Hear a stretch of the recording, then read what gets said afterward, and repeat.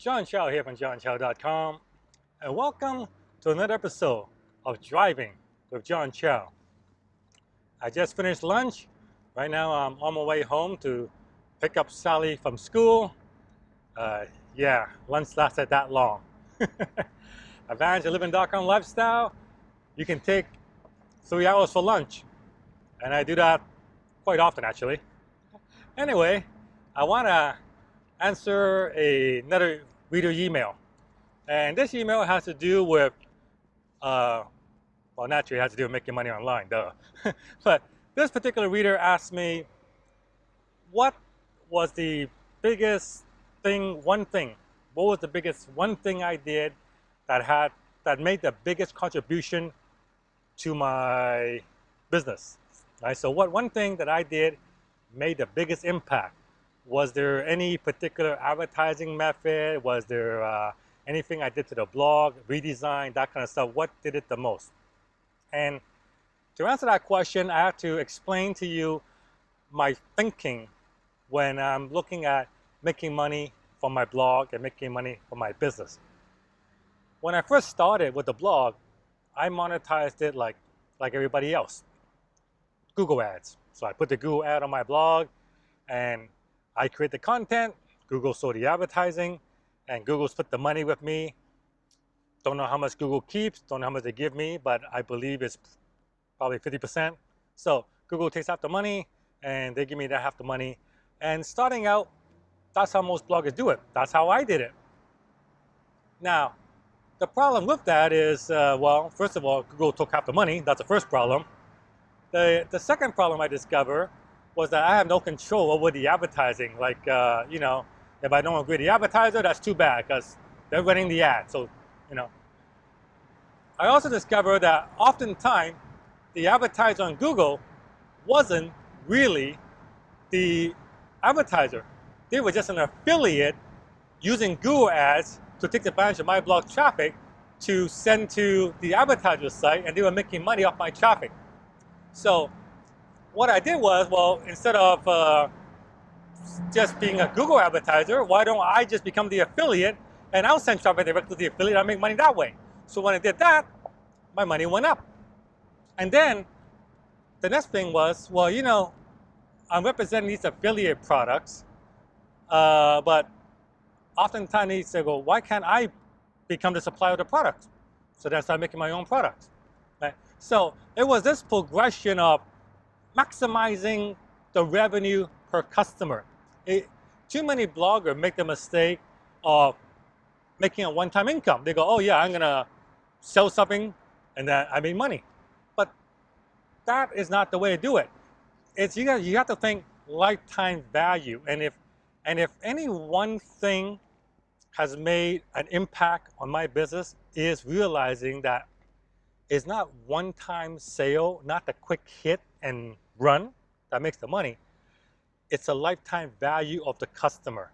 So, like if someone buys something from you, or someone comes to your blog and they read your article and they like it, odds are they'll read another article, and if you recommend something and they buy it from you and they liked it, odds are they'll trust you again when you recommend something else. So, making a few bucks, or worst case scenario, they click on a Google ad, you make 25 cents. And then the customer leaves and never sees you again. So your lifetime value of that customer is 25 cents. Now, versus having them come to your site, opting into your list, then using a list to form a relationship with them, and then recommending products and services to them.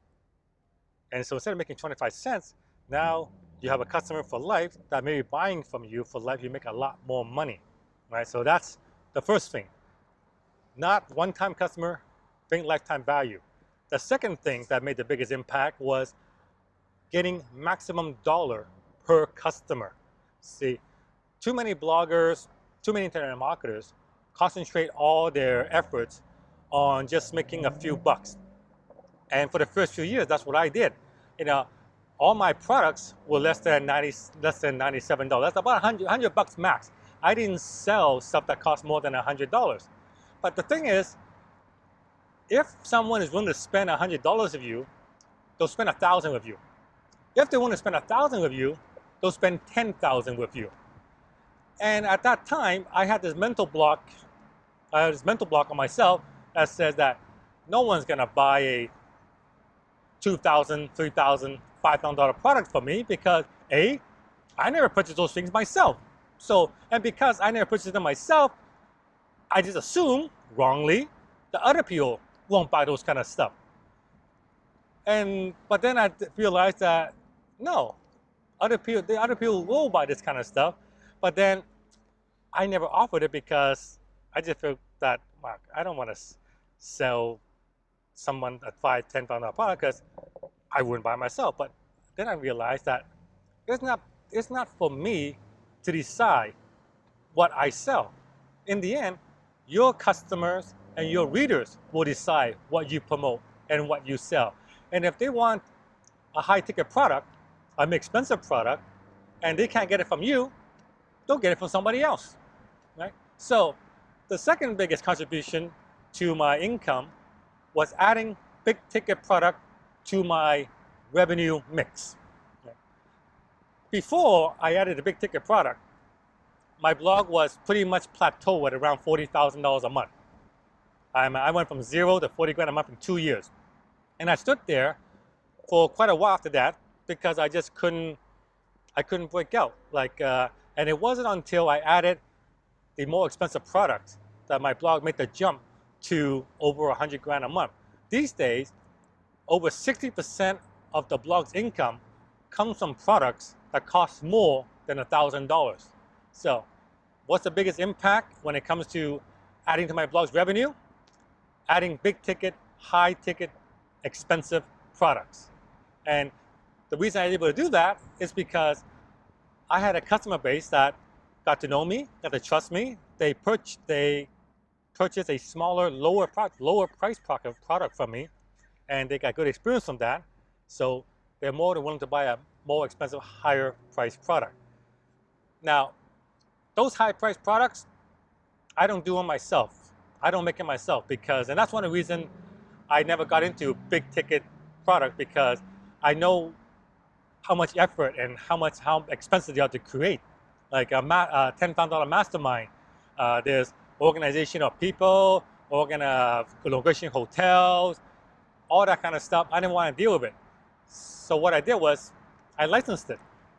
I found a company that already had this infrastructure, already had this stuff in place, and I just licensed it and I sold it as my own. And this is where Mope came in. So Mope is my big ticket product. They have the $10,000, $20,000, $30,000 mastermind that I can market, and they have the sales team that will sell it for me. Right? So instead of me having to create all of that and spend literally 6-7 figures to create that, I just licensed it, and then I just send them the customer, and I send them the lead, and I let their sales team take over. And when it's successful, I make my $1,000, $3,000, $5,000, $10,000 commission. Right?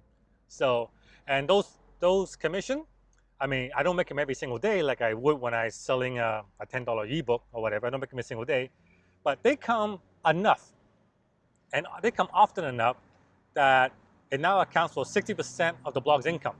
So if you don't have a high ticket product in your offering, you need to get one. And if you don't want to create it, then look at licensing one. Find a company that already has the big ticket product in place and license it from them. Right? Now, if you want to find out more about licensing or selling big ticket product, go download my ebook, The Ultimate Online Profit Model. It details the 3 business models that I use to make money online. And one of those models is the licensing and the big ticket models. And it explains how to market it, how to get it, and how to sell it. And of course, if that's not what you want to do, there's 2 other models you might look at that can also make you a lot of money as well. So the ebook is totally free. Go to my blog and download a copy. But yeah, hope that answers your question. Basically, a lifetime better customer and making more and more money from the same customer by offering big ticket item. Those 2 things has made the biggest impact on my business. John Chow at johnchow.com. Thank you for listening. Welcome your feedback.